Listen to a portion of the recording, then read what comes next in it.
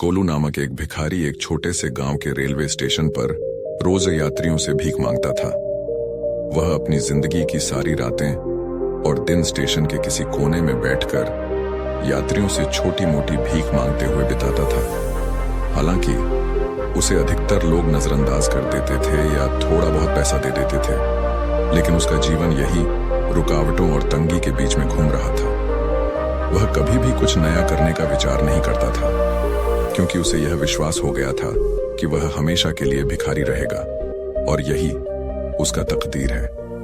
गोलू की दिनचर्या का यही क्रम चलता रहता था, जब तक एक दिन उसकी मुलाकात रघु नामक एक व्यापारी से नहीं हुई।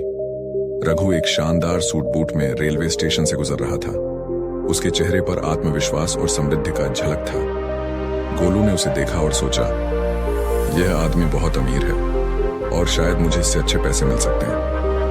वह उसके पास दौड़ते हुए गया और भीख मांगने लगा। भैया, कृपया मुझे कुछ पैसे दे दो, मेरी हालत बहुत खराब है। रघु ने गोलू को देखा और उसके आंखों में एक अजीब सी चमक देखी। वह मुस्कुराते हुए गोलू से बोला, तुम हमेशा ही हाथ फैलाए रहते हो, क्या कभी किसी को कुछ दिया है? गोलू ने थोड़ी चौंकते हुए जवाब दिया, मैं तो भिखारी हूं, मेरे पास देने के लिए कुछ भी नहीं है। रघु ने उसे ध्यान से देखा और कहा, जब तुम किसी को कुछ नहीं दे सकते तो तुम मांगने का हक भी नहीं रखते। मैं एक व्यापारी हूं और व्यापारी का विश्वास लेन देन में होता है।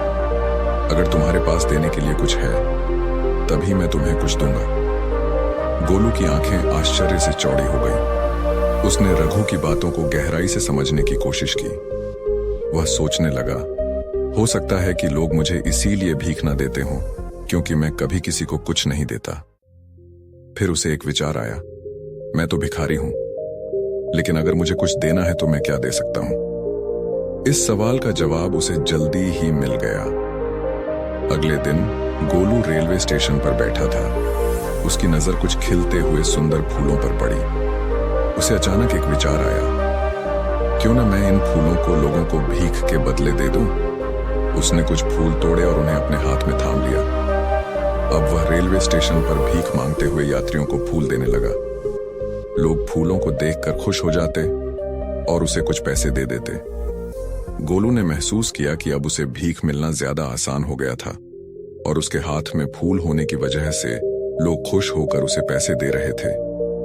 गोलू के जीवन में बदलाव आने लगा था। वह पहले की तरह हाथ फैलाकर नहीं बैठता था, बल्कि अब वह लोगों को फूल देता और बदले में कुछ पैसे प्राप्त करता। यह उसे बहुत अच्छा लगने लगा था। उसने पाया कि जब वह लोगों को कुछ देता था तो बदले में उसे कुछ मिलता था। धीरे धीरे वह फूलों का एक छोटा सा व्यापार शुरू करने के बारे में सोचने लगा। अब गोलू का आत्मविश्वास पहले से कहीं अधिक बढ़ चुका था। वह सोचने लगा, अगर मुझे फूल देने से पैसे मिल सकते हैं तो क्यों ना मैं फूलों का व्यापार शुरू करूं। वह रेलवे स्टेशन के आसपास के खेतों से फूल इकट्ठा करने लगा और उन्हें बेचने के लिए यात्रियों को देने लगा। उसे खुशी मिलती थी जब लोग फूल लेकर उसे कुछ पैसे देते थे। धीरे धीरे उसका कारोबार बढ़ने लगा और लोग उसे एक छोटे व्यापारी के रूप में पहचानने लगे। एक दिन गोलू ने देखा कि वही रघु व्यापारी ट्रेन में बैठा है। गोलू दौड़ते हुए उसके पास गया और बोला, भैया, आज मेरे पास आपके लिए कुछ फूल हैं। अगर आप मुझे कुछ पैसे देंगे तो मैं आपको ये फूल दूंगा।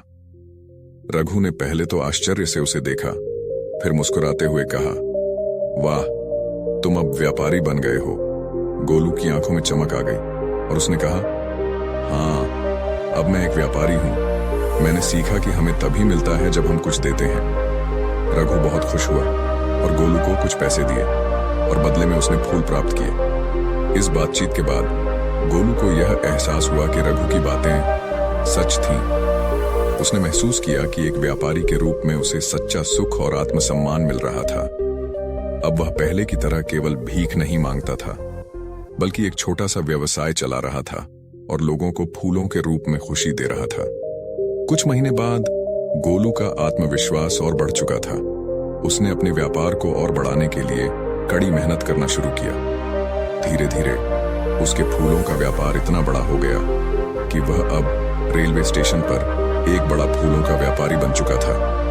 एक दिन वह उसी रेलवे स्टेशन पर वापस आया जहां उसने अपना व्यापार शुरू किया था।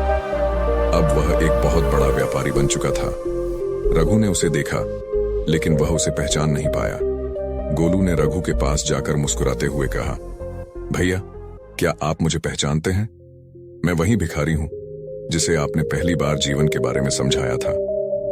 रघु ने उसे देखा और चौंकते हुए कहा, तुम वही भिखारी हो जिसे मैंने भीख देने से मना किया था, और अब तुम फूलों के व्यापारी हो। ये कैसे हुआ? गोलू मुस्कुराते हुए बोला, आपने मुझे समझाया था कि हमें तभी मिलता है जब हम कुछ देते हैं, और आज मैं फूलों के व्यापार से सफल हो गया हूं। दोनों खुश थे और एक दूसरे से अपने अपने व्यापार की बातें करते हुए स्टेशन से बाहर निकल गए। गोलू की सफलता की कहानी ने रघु को भी एक नया दृष्टिकोण दिया। रघु को यह समझ में आया कि जीवन में हमें कभी भी यह नहीं सोचना चाहिए कि हम कुछ नहीं कर सकते। गोलू ने अपनी मेहनत और समझदारी से खुद को एक भिखारी से व्यापारी में बदल लिया। उसकी कहानी ने यह साबित किया कि अगर हम कुछ देने का इरादा रखते हैं तो हमें निश्चित रूप से कुछ प्राप्त होता है। दोस्तों, मैं आशा करता हूं कि यह कहानी आपको पसंद आई होगी। अगर आपको यह कहानी पसंद आई हो तो हमारे इस वीडियो को जरूर लाइक करें और चैनल को सब्सक्राइब करें।